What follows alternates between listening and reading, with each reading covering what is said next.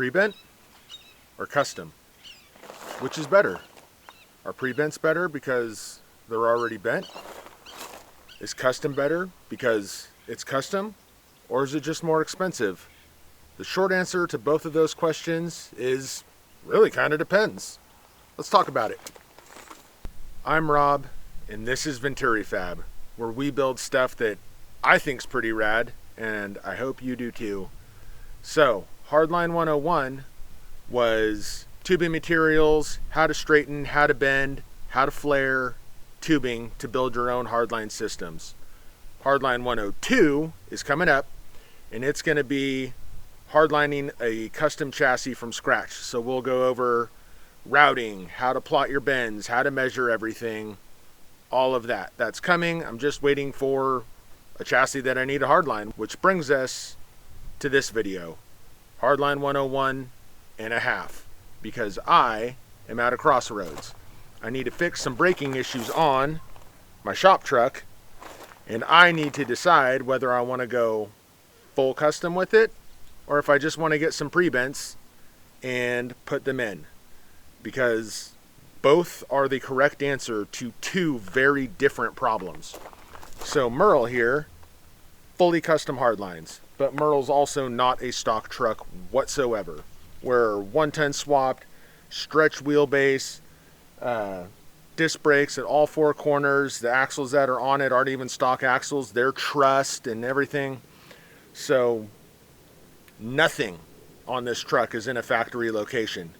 So pre-bent lines don't exist for custom things, right? Like, nobody sat there and was like, oh, one of these days this guy is gonna stretch his axle 4 inches with different axles that now have disc brakes, and we need to do this, that, and that, and then make a kit for it. That just doesn't exist. Whereas my shop truck is basically a stock truck with a lift. So GM spent a bunch of time and money developing the braking system for it. So to start off, let's go ahead and show you what got us in this predicament to begin with.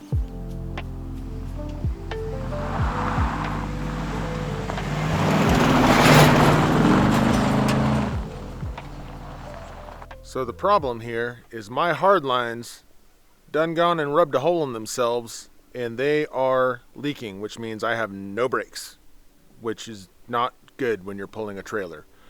So let me show you exactly what happened, why they're leaking, how to prevent it in the future, and we'll discuss what we're going to do.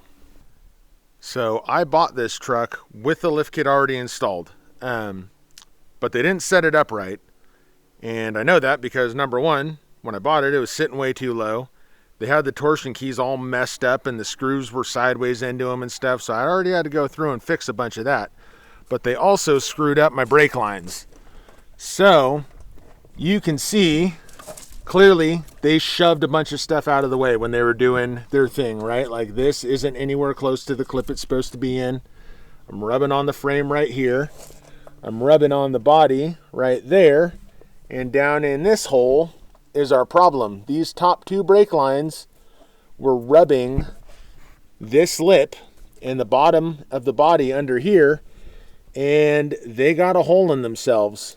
And when brake lines have a hole in them, they don't hold pressure. And when you can't hold pressure, your truck doesn't stop.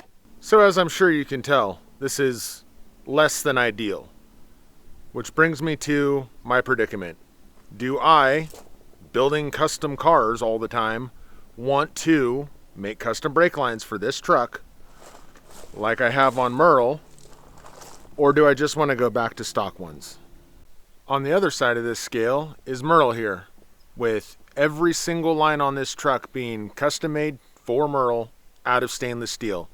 So let's show you what's going on with this. So Merle is converted to Hydro Boost, has a master cylinder from a different truck on it. We got rid of the factory proportioning valve that lives down there with a manual one. So obviously none of the factory brake stuff is going to work on this, right? The factory brakes come and they like pigtail way down here. Looks like crap. And so I made these come back to the firewall, run down along the firewall, and these trucks have a ton of flex in the frame. as you know, if you have one. So to accommodate that flex, I did my little ziggy zaggy, and there's another one down along the toe board for the rear brake line. Go to the back here.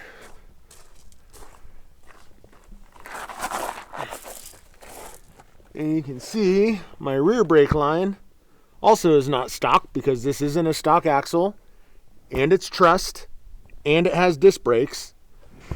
So clearly, none of the factory stuff is going to work on this. My axles are in different locations. There are 1-ton axles on a not 1-ton truck. There are disc brakes on a not disc brake truck. I've got Hydro Boost on a non-Hydro Boost truck, and a completely different proportioning valve setup to accommodate all of that. So factory lines just aren't going to work on this. However, this is not that. This is a stock truck with a lift kit. So when I'm trying to decide what to do, I have a threefold evaluation, right? What the car is, economics, and time. So in Merle's case, full custom is the only thing that makes sense. Yeah, I could have adapted the factory setup to work with everything I did, but then it's going to be half butt, cobbled together. It's not going to look good. And let's face it, dude, this is the truck that I'm building on the freaking internet. You know what I mean?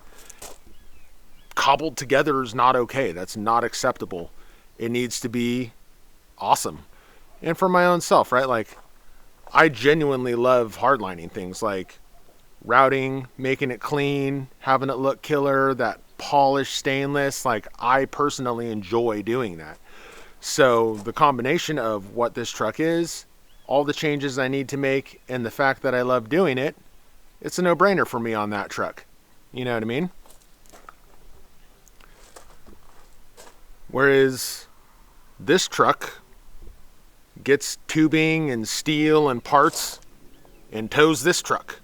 You know what I mean? Like,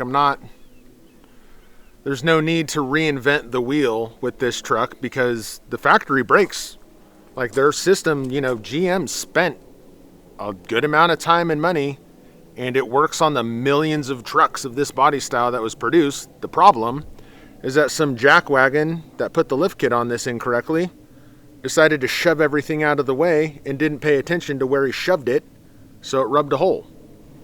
So this truck, it makes more sense for me to restore it to what the factory setup is. Even though I enjoy doing it the other way and I'm fully capable of doing it, economics.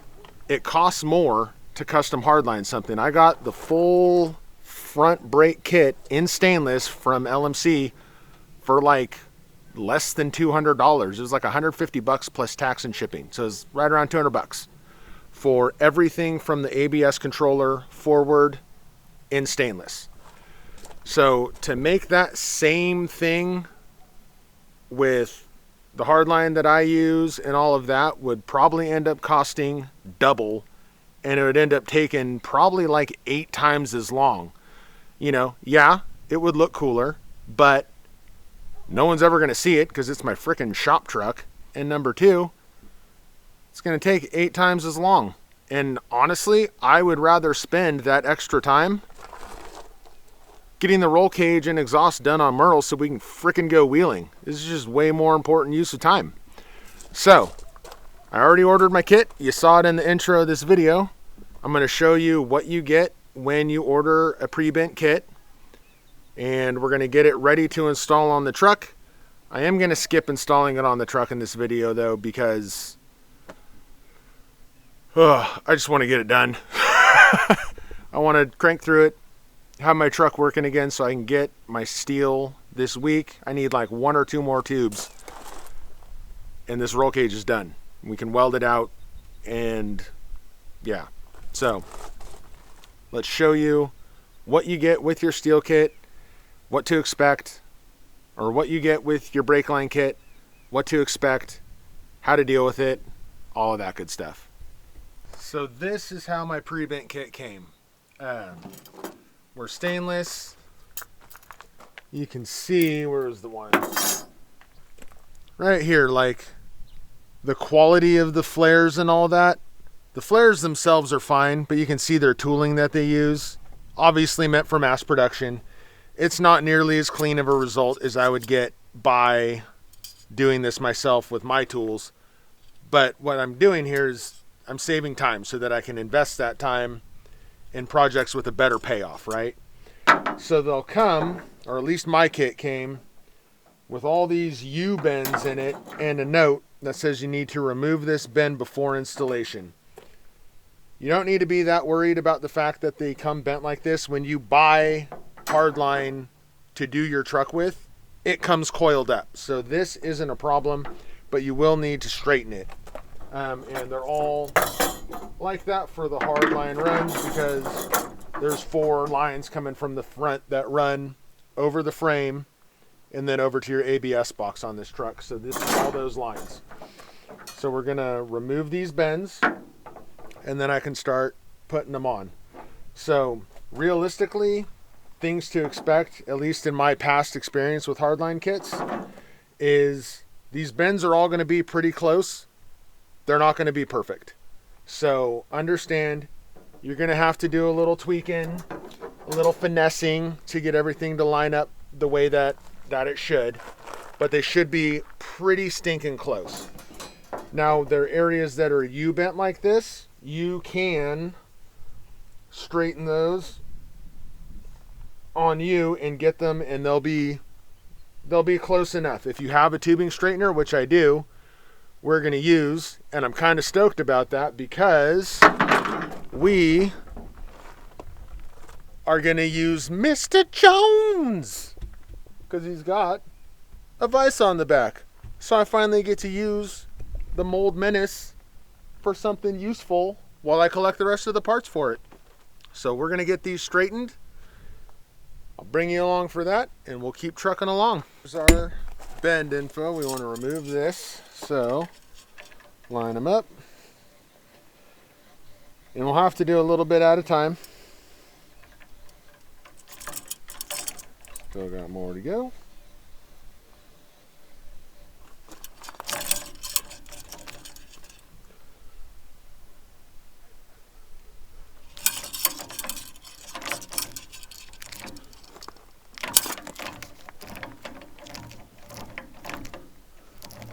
Well, all that's left now is unbolt the old ones, match them up with the new ones, bolt the new ones on, and bleed my brakes. So, not going to include that in this video. That's kind of an unnecessary side quest that's not really the point of this video. So, now you know. That's how I decide when to go full custom or just stick with stock replacement, but with better materials, because I am using stainless on that. They're both great options. They're just 2 different answers to 2 different questions. So, remember, if you don't get started, you never get finished. Now go, work on your project. Tell me what you did in the comments. I want to hear about it.